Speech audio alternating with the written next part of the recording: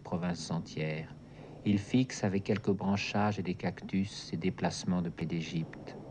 En Somalie, il y a aussi des traditions et des courages qui n'ont rien à voir avec la guerre.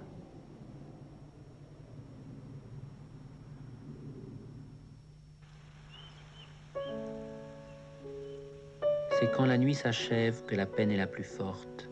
Je me lève avant l'aube, tout dort autour de moi. Le café, les cigarettes sortirent de la chambre. Je m'accroche aux détails de ce programme automatique pour franchir la distance qui sépare ce que tu es dans mes rêves et ce que tu seras pendant le jour. Chaque aurore est un voyage où je troque une nuit contre une autre. Souvent aussi, ton être du sommeil se prolonge et me suit.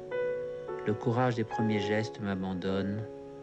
Jusque dans mon corps, à son tour, la souffrance que tu m'apportes retrouve alors son territoire. Ces matins-là, tu ne reconnaîtrais pas mes cris s'il t'arrivait de les entendre.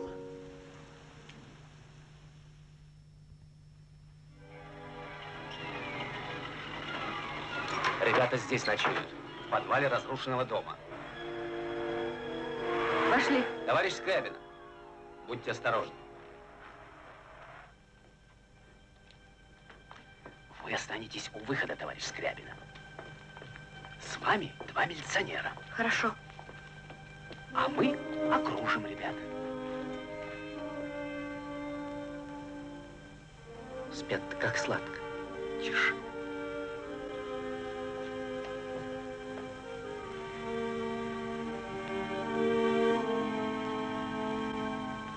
Ребята! А ведь на койках спать удобнее. Шухер, приготовьтесь. Облава! В эту морозную декабрьскую ночь было собрано более 1000 беспризорных детей, искалеченных улицей. Les grands frères des orphelins de Somalie n'ont pas tous emprunté le chemin de la vie. Combien se sont perdus sur d'autres routes, celles qui menaient au camp de Sibérie, aux mitrailleuses de l'armée rouge. La neige a tant de fois recouvert les fosses oubliées où les jetèrent des soldats qui n'avaient guère plus que leur âge. Les adultes ont trop de révolutions et trop de guerres à conduire, et les victimes de 13 ans n'ont jamais trouvé personne pour les venger. Les Tchouchtchas de Mogadiscio, comme ceux de Karachi, de Bogota, n'entendent rien à ces histoires qui sont les leurs. Ils organisent furtivement des républiques éphémères près des ambassades, achètent la police, larcinent des montres et des enjoliveurs de voitures, s'endorment dans les jardins en serrant leurs trésors de ferraille. Lorsque les revers du front sont trop lourds, les militaires se retournent alors vers la ville. Des chasses brèves déciment les porteurs de cirage, arrachent les kiwis des armoiries de leurs bandes pillardes. Les petits janissaires s'abandonnent aux nouveaux jeux qu'on leur enseigne. Certains s'enfuient. On les rattrape un jour ou l'autre, ceux-là ont du caractère. Ils finiront officiers ou cadres du parti.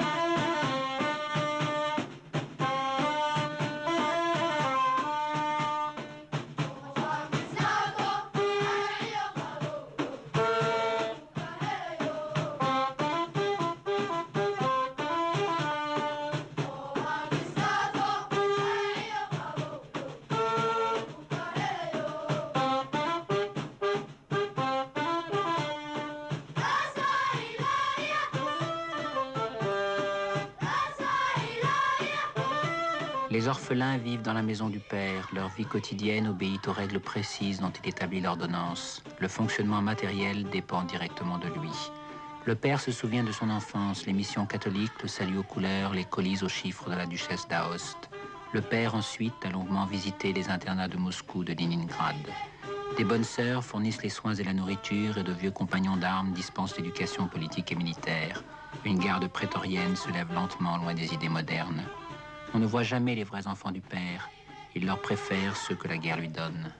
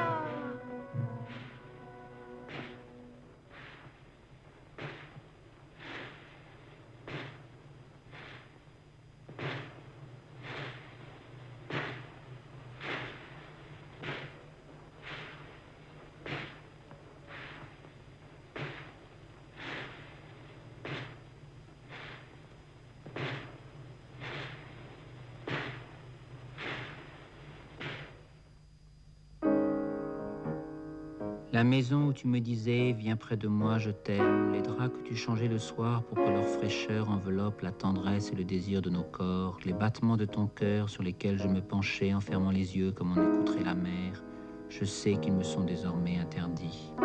Et si je n'étais pas si loin des lieux de notre amour, peut-être parviendrais-je à me dire que je l'accepte. En attendant, je sais aussi qu'à mon retour, j'achèterai un lit étroit pour ne plus tendre le bras vers toi dans mon sommeil.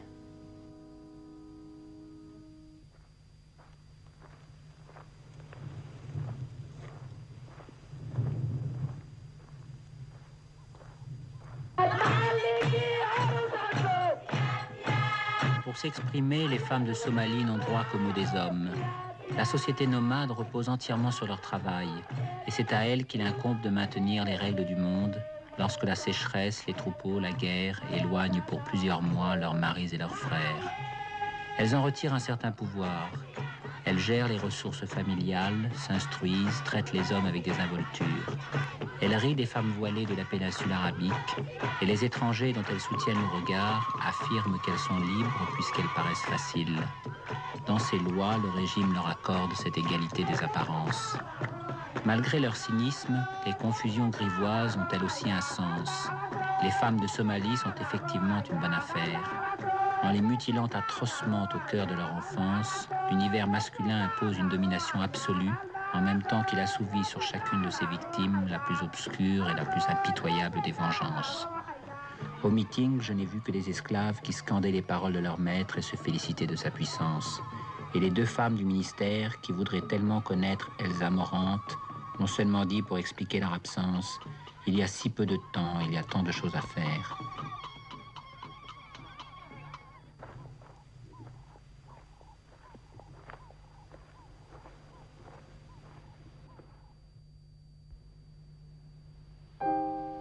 On me disait, tu sais bien que tu l'oublieras un jour, et moi je pensais, comment le saurais-je, puisque je ne l'oublierai jamais.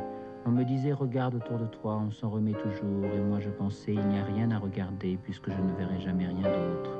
On me disait, après, il ne reste vraiment pas grand-chose, et moi je pensais, pourquoi me parle-t-il d'après, je ne sais pas ce qu'avenir veut dire. Tu vis avec un autre, et je suis à peine un souvenir. Pourtant, je préfère encore ma blessure à toutes celles que recouvraient si mal les mots du réconfort.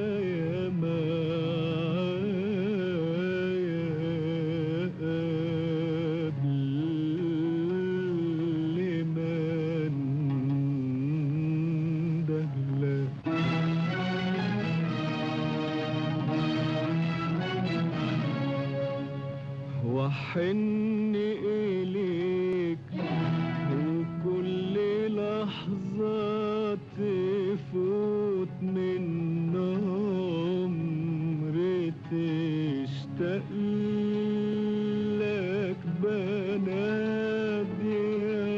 عليك بنادي عليك بنادي عليك بنادي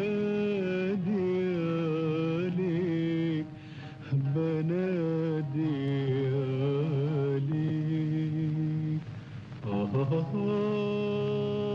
La cité immense, mystérieuse et splendide, où l'on parle avec ces mots étranges, les mots d'amour, nul ne sait en Somalie comment l'atteindre un jour.